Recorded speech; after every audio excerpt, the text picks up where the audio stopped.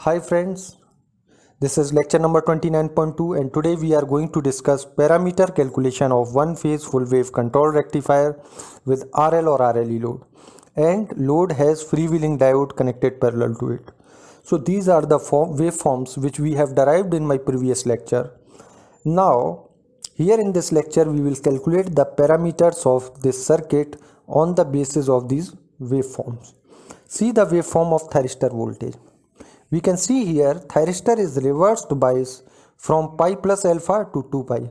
So total time period for which thyristor is reversed bias is pi minus alpha.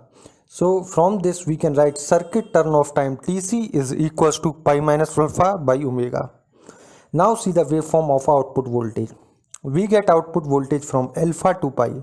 So V naught average will be equals to 1 upon pi. Pi is the time period of output voltage waveform. Integration alpha to pi Vm sin omega t d omega t. So finally we get V naught average is equals to Vm upon pi 1 plus cos alpha. So from the expression of V naught average we can say that V naught average will always positive. Why? Because minimum value of cos alpha is minus 1. So that's why we can say that V naught average is always positive, and we know that I naught is always positive. That's why the operation of this rectifier circuit is one quadrant operation, because V naught is always positive and I naught is also always positive. Now you can easily calculate the V naught RMS by formula. V naught RMS is equals to under root of 1 upon pi integration alpha to pi Vm sin omega t whole square d omega t. Now see, here output current is constant because load is highly inductive. So we can directly write I naught average is equals to I naught RMS, that is equals to I naught. For constant current, average value and RMS values are same. Now conduction angle of freewheeling diode. See, you can see the waveform of freewheeling diode current. Here from waveform you can see that freewheeling diode conducts only for period 2 alpha during its total time period 2 pi. So that's why conduction angle of freewheeling diode is 2 alpha. Now we have to find IT average. See the waveform of thyristor current. From the waveform we can see that it is a rectangular waveform, and this waveform form lies from alpha to pi, and total time period of waveform is 2 pi. So we can directly write the formula of average thyristor current as conduction angle upon total time period.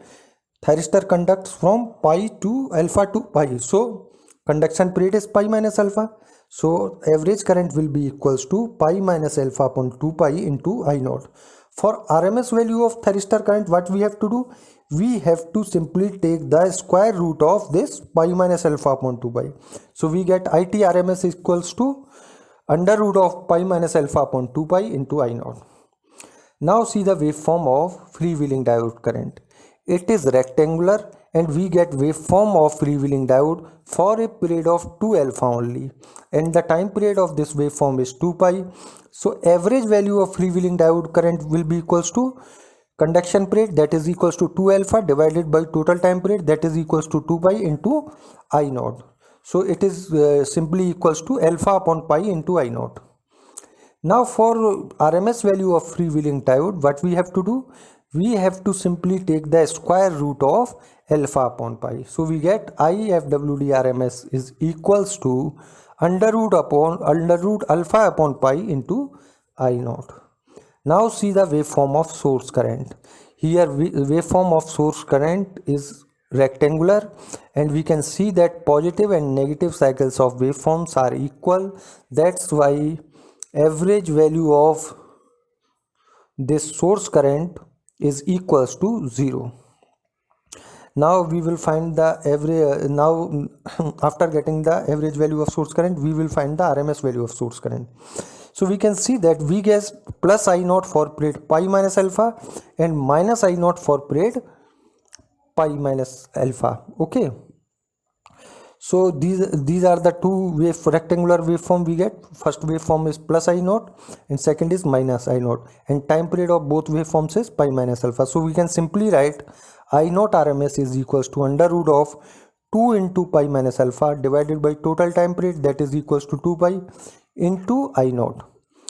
So that is equals to under root of pi minus alpha upon pi into I naught. See, these are very basic concept of RMS. Okay, and these are the shortcut methods which I have already covered in my previous lecture.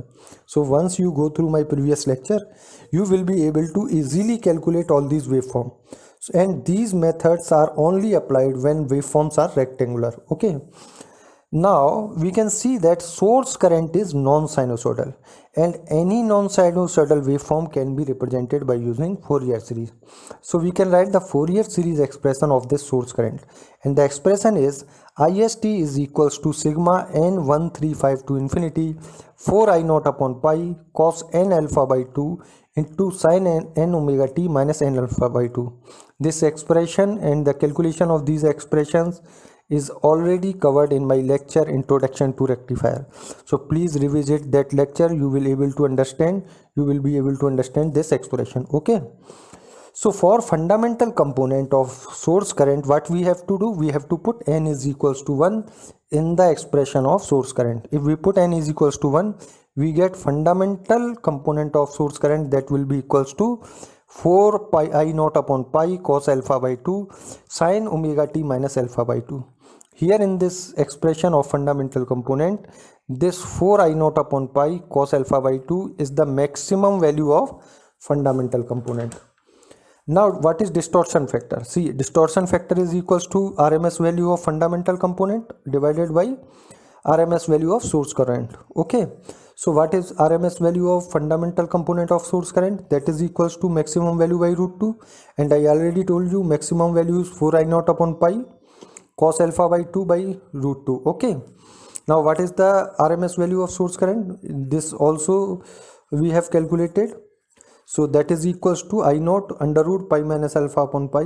On solving this, we get G is equals to 2 root 2 cos alpha by 2 divided by root pi in bracket pi minus alpha. So now we have to find fundamental displacement factor. Fundamental displacement factor is the cosine of angle between fundamental component of source current and source voltage. Source voltage is Vm sin omega t, and fundamental component is so the phase difference between source voltage and fundamental component is alpha by 2. So fundamental displacement factor is cos alpha by 2. So finally, input power factor, that is given by formula G into FDF, means distortion factor into fundamental component. Fundamental displacement factor. So fundamental displacement factor is cos alpha by 2, and this is the expression for G. On multiplying them, we get 2 root 2 cos alpha by 2 whole square divided by under root of pi minus alpha. So this is the expression for input power factor. Now this input power factor can also be found by equating input power is equals to output power. So you can also solve by using this method. And to understand how we calculate the input power factor using the method of equating input power and output power, then you can revisit my previous lectures. There you will get the idea about how to calculate input power factor using this method. Now all these concepts are covered in detail in my lecture AC harmonic analysis. What is distortion factor, what is total harmonic distortion, THD, that is equals to under root of 1 minus G square minus 1. So all these concepts are already been covered in lecture on AC harmonic analysis. So you can go through that lecture to understand these concepts. If you want notes of my lecture, then you can ask me in comment box. I hope you understand the concept. Thank you. Jai Shri Ram.